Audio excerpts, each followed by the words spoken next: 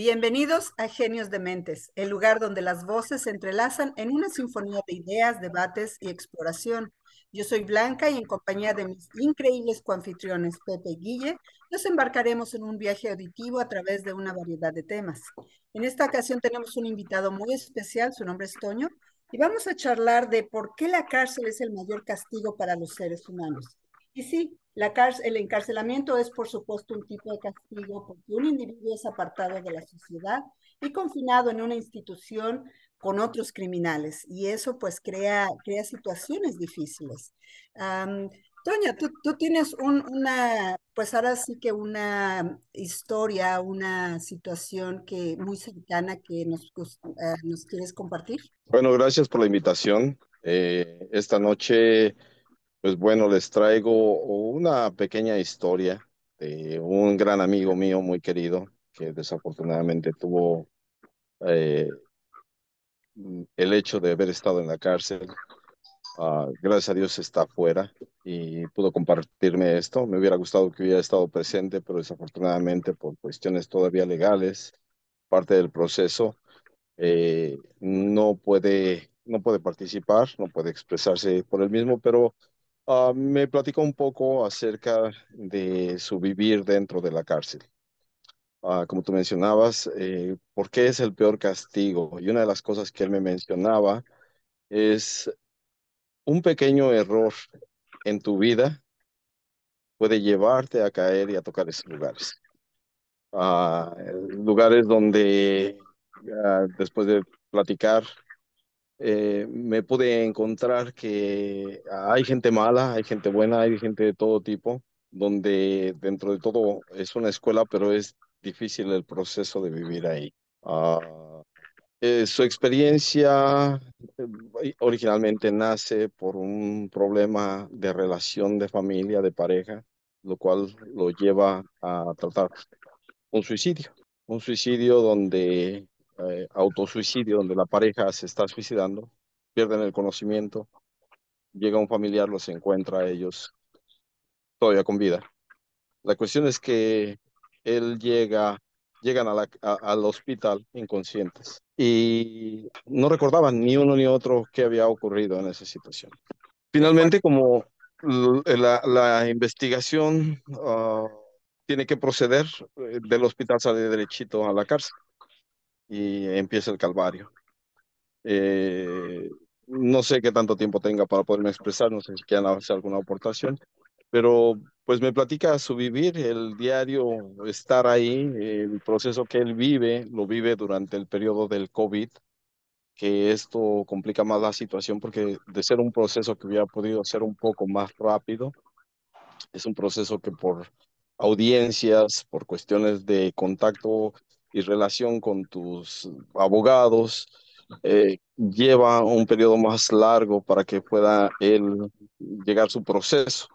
Entonces él va a parar a una cárcel de proceso, donde pues llega toda la gente antes de que sea enviada o te determinan que eres inocente o determinan que eres culpable y qué tipo de culpabilidad tienes, porque de ahí los mandan a las prisiones de alta seguridad o una prisión regular o te dan la libertad. Pero no sé qué tanto me puedas permitir para poder expresar todo Ok, sí, adelante. Me Sí, gustaría que Guille, sí, y este amigo tuyo estuvo en una cárcel de México, de Estados Unidos, ¿verdad? sí, en la ciudad de Chicago.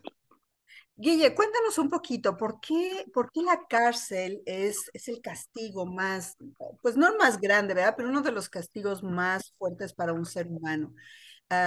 Cuando alguien comete un crimen, cuando alguien no sigue los lineamientos de la sociedad, es encarcelado. ¿Por qué la cárcel es un castigo? Bueno, voy a mencionarles algo muy importante dentro de lo que es la psicología criminológica. Y voy a mencionar a Hoffman, 1973, quien es quien define qué es una cárcel.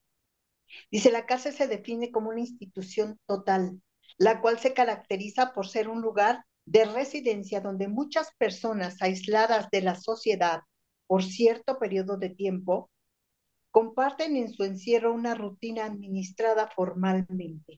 Esta institución totalmente despersonalizada, aquí empezamos a ver por qué se vuelve tan complejo el estar aislado y además despersonalizado.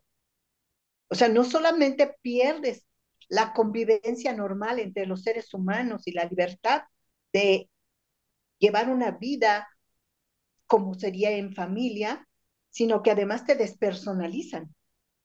Dice, es la parte yoica del sujeto que tenía fortalecida al estar en libertad. O sea, ese yo, quien soy yo, dejo de ser yo para ser un número o un individuo encerrado, aislado socialmente y además descalificado por la sociedad, dependiendo del crimen, ¿no? Dice, es sustituida por un nuevo rol. O sea, en la sociedad, en las familias y en estas instituciones hay roles. Yo, pues, comparto muchos roles. Comparto el rol de hermana, cuando vivían mis padres, el de hija, el de madre, el de abuela, el de bisabuela, y ese es un rol que me da en la vida. Pero aquí todo eso se pierde. El del interno en un penal, este rol del interno en un penal, muchas veces esta situación provoca en el individuo algo que los internos llaman carcelazo,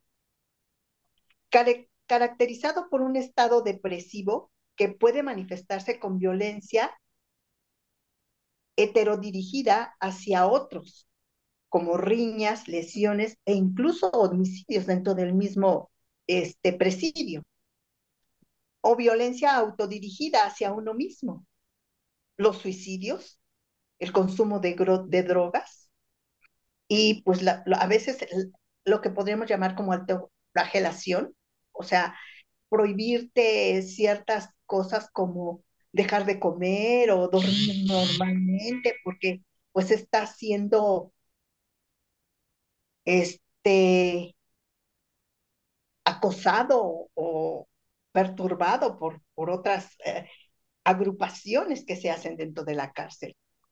Entonces se crea algo que se llama neurosis. En la mayoría de los casos es el trastorno mental que subyace a este fenómeno y se caracteriza por la presencia de intensa ansiedad sin que se pierda contacto con la realidad, pero sí experimentando sufrimiento, abatimiento y dificultad para integrarse a las actividades rutinarias. Y lo dices muy bien, Guille, porque precisamente yo tengo una persona muy cercana que trabajaba en una cárcel, de aquí también de Estados Unidos. Y él me comentaba que cuando encarcelan a alguien, y hay dos tipos pues ahora sí como quien dice, de presos, ¿verdad? Los presos que ya están acostumbrados a entrar y salir porque cometen diferentes crímenes pequeños, pero entran y salen, y los que por primera vez, como comentaba Toño, caen en una situación donde están en el lugar equivocado, tomando una decisión equivocada, sin intención ni mucho menos, y acaban en la cárcel, ¿verdad? Entonces, lo que tienen, lo que él ha observado durante más de 15 años que trabajó en una cárcel, dice que los ponen de 48 a 72 horas en una especie de ahora sí, de estarlos vigilando, de estarlos cuidando para que no se vayan a hacer daño a sí mismos. Así Por es. Aislamiento. aislamiento, sí, porque el suicidio es muy común dentro de las primeras 72 horas.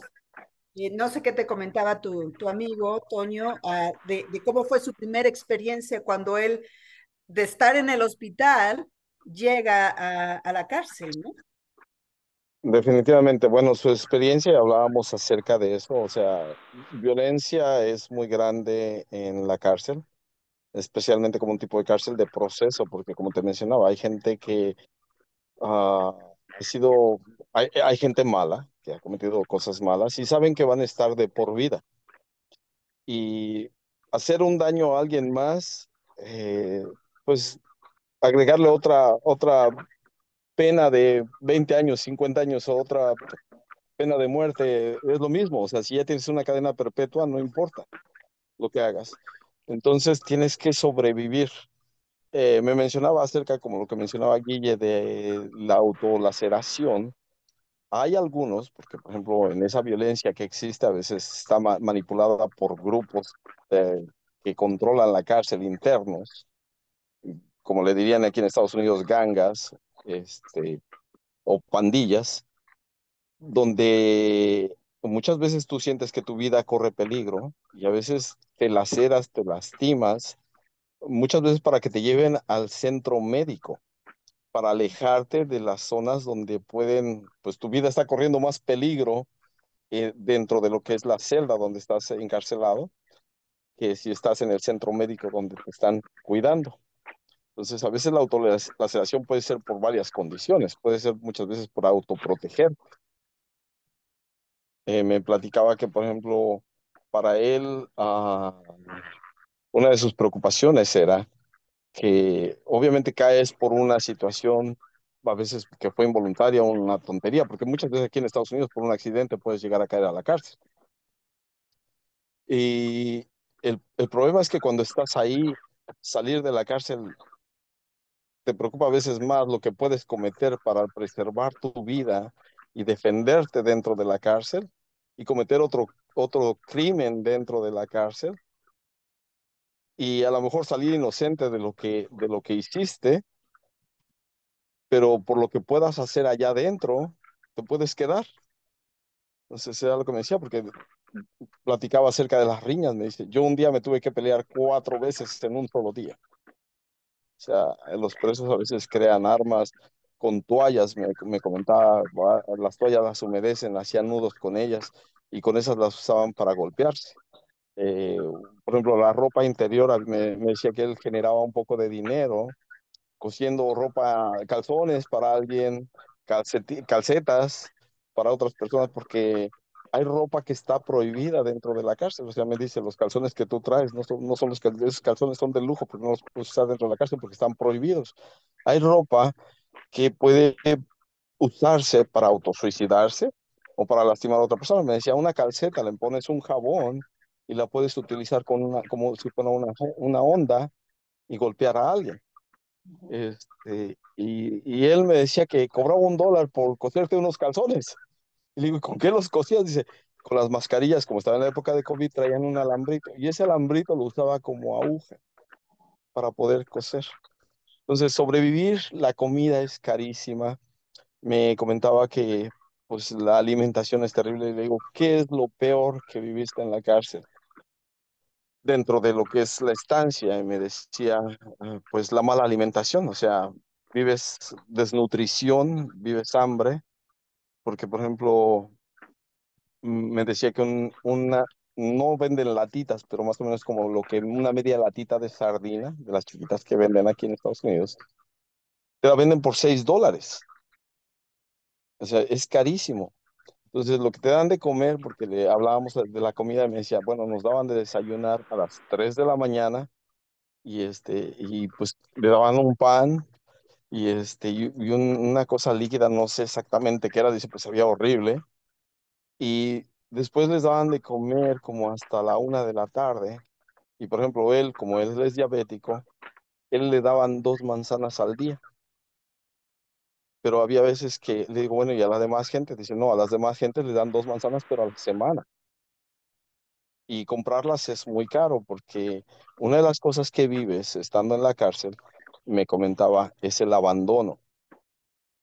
O sea, cuando tú entras a la cárcel y ah, tus amigos te abandonan, porque por ejemplo, yo podía llamarle a él, no, yo no podía llamarle a él me podía llamar. Y así es con tus familiares. Entonces, ah, él le marcaba a algunos amigos y los amigos, pues, ¿sabes qué? Ya no me llames, por favor. Entonces, te abandonan porque todavía no eres determinado si eres culpable o inocente, pero la gente te abandona. Es cierto lo que dices, Toño. Es muy complicado al perder esos roles de los que les hablaba. Dejas de ser persona y además para las que están en el exterior, de, dejas de ser una persona socialmente aceptable. Se transmite miedo, En este libro que les hablo de la psicología criminológica, habla de esa neurosis que se empieza a producir dentro de los presos, pero dentro de los mismos familiares y hacia afuera, porque eres una persona de riesgo. El simple hecho de estar allá adentro te conforma un rol de persona criminal. O sea, mientras que averiguan que si eres inocente o no eres inocente, o eres culpable o no eres culpable, pues ya todo hay una, Un ya no juicio, solo ¿no? rol, sino etiqueta, ¿no? Estás etiquetado socialmente y familiarmente. Ujú. Sí, la gente te juzga antes de ser juzgado, ¿no? Ya en el momento en que entras a la cárcel, independientemente de que si está la duda de que sí, que no, ya la gente te, ya como tú dices, Guille, te etiqueta, ¿no? Ya dicen, ya, algo hizo porque acabó en la cárcel, ¿no? Sí, si antes de que el juez y la ley dicten una sentencia, ya está sentenciado socialmente. Y entonces, fíjate, el de lo que tú decías ahorita de los riesgos, Blanca, que hablabas de los riesgos de las primeras 72 horas, Hoffman menciona, los reclusos jóvenes son quienes padecen en mayor grado la situación del encierro. Si un adulto, y lo vivimos como sociedad mundial cuando hablamos de la pandemia, que nos encerraron, ahora imagínate ese encierro y ese encierro en los jóvenes. Dice, pueden presentar alteraciones de ansiedad y neurosis debido al anhelo constante de recuperar su libertad. Manifiestan conductas ambulatorias acompañadas de ocio, así como conductas adictivas, ambas como un paliativo para calmar sus síntomas. Y entonces es por eso que en las cárceles se da tanto esos grupos que manejan, como decía nuestro invitado, la, pues las gangs o ¿cómo se llamarían? Pandillas. Las pandillas. ¿Y por qué? Porque es tener una familia aún dentro de la cárcel. Y las drogas es un alivio para poder pasar esos momentos de estar allá adentro. La libertad es uno de los mayores castigos que puede recibir un ser humano y nosotros lo vivimos con la pandemia, los que quedamos encerrados, ¿no? Ya sea por la edad, por la salud, por lo que sea, lo vivimos como sociedad y hemos visto cómo se ha acrecentado la violencia socialmente. Ahora imaginémonos una cárcel, donde además está las hormonas, ¿no? Toda la testosterona en las cárceles de hombres. Imagínate los grupos de hombres con toda esa testosterona en unos grupos no homogéneos, porque no separan a estos jóvenes de 18 a 25 a 30 años tienen una etapa juvenil, entonces los vamos a separar de los de 40 y de los de 30. No, no, no, están todos. Y Sí, y entonces no hay un grupo homogéneo con quien yo me pueda identificar.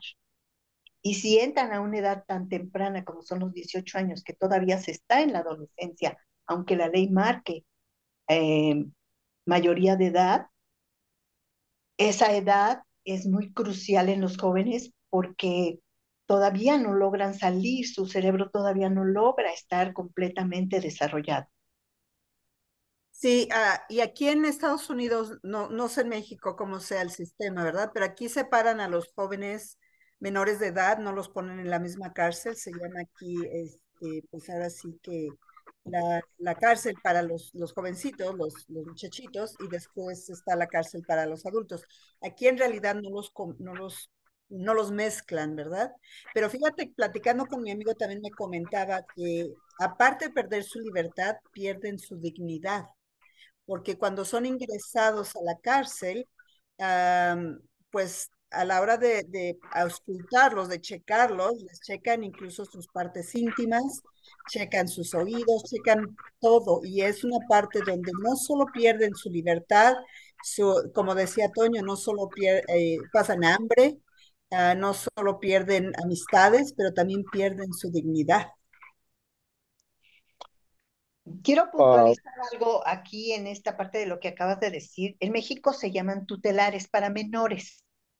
Ajá, pero cumpliendo los 18 años, si tu condena es mayor, te vas a la cárcel de adulto, era lo que yo me refería. Ah, ok. Pero tienes 18 años y todavía no, aunque la ley te marque como adulto, tu cerebro no es adulto. Y a los jóvenes que transgreden la ley se les llama tutelar para menores. Ujú. Han ido cambiando los nombres, pero sí, es esa parte. Solamente quería puntualizar en eso.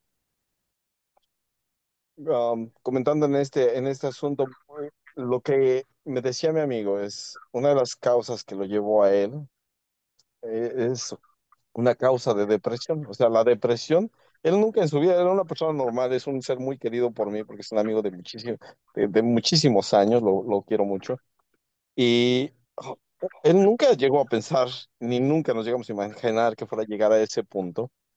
Y una situación de depresión lo lleva a ese lugar, donde me dice, te encuentras con gente que a veces su estado emocional, su estado de mental, me comentaba de un muchacho que había matado a su mamá, pero por la cuestión de que estaba enfermo, tenía esquizofrenias, y te encuentras revuelto con gente que ha sido verdaderos criminales, gente pues como tú y como yo, que somos gente normal, que por un error llegas a caer ahí y por una situación de depresión, en un momento de depresión en tu vida, te puede llevar a una situación así tan caótica.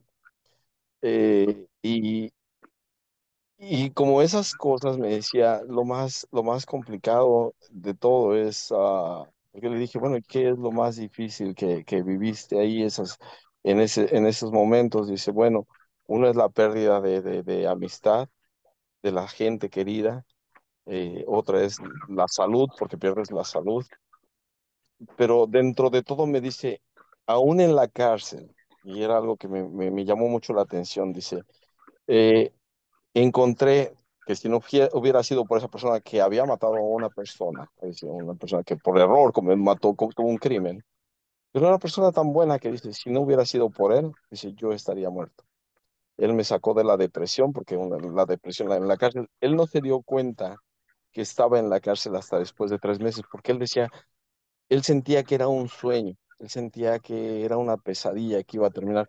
Si todavía cuando me toman la foto me estoy riendo, dice, pensando que esto es una broma, que es algo que estoy soñando. Ah, afortunadamente, pues se encontró libre de cargos, está afuera y pues qué bueno. Todas sus situaciones no terminan, pero lo más importante es que me decía es que muchas veces la gente, la sociedad, como dices, califica a la gente que está allá adentro, pero aún me dice, en lo más malo que puede haber, puedes encontrar cosas buenas en gente que ha cometido mal, ¿verdad? Y, y me cayó mucho que dijera, dentro de lo más malo que puede haber, aún puedes encontrar bondad y amor en gente que ha cometido tanto mal. Sí, el ser humano tiene como dice Carl Jung en su libro La sombra oscura de la humanidad, todos tenemos una sombra clara y una sombra oscura. Por eso es que cuando entran a muchos de los presos, se les hacen estudios de psicometría, son especialistas los que los hacen, especialistas en psicología, y hacen los estudios en psicometría para ver la gravedad de la salud mental que esa persona tiene. Los criminales, por ejemplo, seriales, los que tienen trastornos de salud mental, como lo que tú mencionas, esquizofrenia. Entonces es importante todo un grupo integral, tanto los custodios como la parte legal, como la parte de la salud médica y la salud mental de los presos, ¿no? Por eso se clasifican, o sea, las cárceles de mayor, se puede decir, de delitos menores o delitos mayores con cárceles de mayor o alta seguridad. porque no puedes poner, o sea, sí se clasifican las edades, como veíamos hace rato, pero cuando un chico transgrede, por eso hablaba yo de los jóvenes, que les afecta mucho, las primeras 72 horas, como decía Blanca, porque pues, estoy fuera de una realidad, realmente estoy aquí, y puede ser incluso hasta un accidente automovilístico, porque todos corremos un riesgo. Y entonces se van clasificando los delitos de acuerdo pues, a las leyes que se están tipificadas, y entonces así también las cárceles. Pero son lugares donde puedes encontrar, así como tú dices, amigos, gente que te ayuda y gente que te cuida, ¿no? O sea, porque Ujú. todos los... Carl Jung, ese gran alumno de Sigmund Freud, que después, bueno, de eso hablaremos en otra ocasión, este, él clasifica en su libro así, dice, no puedes llegar a la luz sin conocer la oscuridad. Y es cierto, o sea, ¿cómo podemos decir que hay luz si no conocemos la oscuridad? Y la sombra oscura de la humanidad se puede ver en las cárceles, pero también se puede ver en la sociedad. Pues sí, yo creo que podríamos seguir ahora sí que hablando toda la tarde sobre este tema tan interesante, ¿verdad? Pero pues bueno, se nos está acabando el tiempo y como cada semana, pues sí, me gustaría dejarlos con un mensaje, con algo que los hiciera pensar. Toño, ¿con qué nos dejas? Pues bueno, es algo que no lo dejo yo, sino lo deja mi amigo precisamente. Como él me decía, y me llamó mucho la atención lo que te decías tú, en que esta persona siendo un guardia, pues sufría cosas intensas dentro de la cárcel. Él me comentaba, pues obviamente lo que él vivió y sufrió dentro de la cárcel, pero me decía, la familia también está en la cárcel. Entonces, la cosa más importante que él me dejaba es, ahora valoro comerme una naranja, disfruto tener el sol porque había días que no salen al patio a tomar el sol. Entonces, todo esto que lo trajo hacia abajo, ahora lo hace ver la vida en otra forma, apreciar cada mañana, apreciar la salida del sol, apreciar el abrazo de un amigo, darte cuenta quiénes son la gente con la que cuentas a tu alrededor y que muchas veces no se te olvide que aunque estás afuera y que te consideres una persona normal, existe el riesgo de que un día puedas caer a la cárcel porque no estás exento. Él nunca pensó ni nunca se imaginó. Entonces, la vida te lleva por situaciones que no juzgues tanto a la gente que está allá adentro, porque dentro hay gente que tiene cosas buenas. Hay gente inocente, porque hay mucha gente que está dentro inocente, y ha habido muchos casos donde la gente no ha sido culpable, y que no juzguemos antes de que no sean juzgados. Que si tenemos a alguien dentro de la cárcel, que no nos olvidemos de él, que le demos el apoyo que necesita, moral, emocional, y que disfrutemos nuestra libertad, porque la libertad es lo más preciado que podemos tener. Muchas gracias, Toño. Guille, ¿con qué nos dejas? Que, como lo mencioné hace un momento, todos tenemos un riesgo. Un accidente automovilístico nos puede enfrentar a una situación grave legal, que nos puede llevar a una situación carcelaria. Entonces, cuidemos nuestra vida, cuidemos nuestra sociedad, cuidemos nuestra familia, cuidemos nuestros hijos, cuidemos nuestra integridad, porque eh, perder la libertad y encontrarte en una condición legal de ese tamaño es de los riesgos más grandes que puede existir para la persona, para la familia, para el individuo que nunca pensó que pudiera enfrentar una situación así. Así es, pues un tema bien fuerte esta semana y pues bueno, los queremos dejar con que recuerden que la genialidad no siempre es convencional y que muchas veces se encuentra en las mentes más dementes. Aprendamos a valorar y apreciar la diversidad de pensamiento, porque en esa diversidad se encuentra el potencial para cambiar al mundo. Pues bueno, con esto los dejamos y pues hasta la próxima. Bye bye. Bye. Bye, gracias.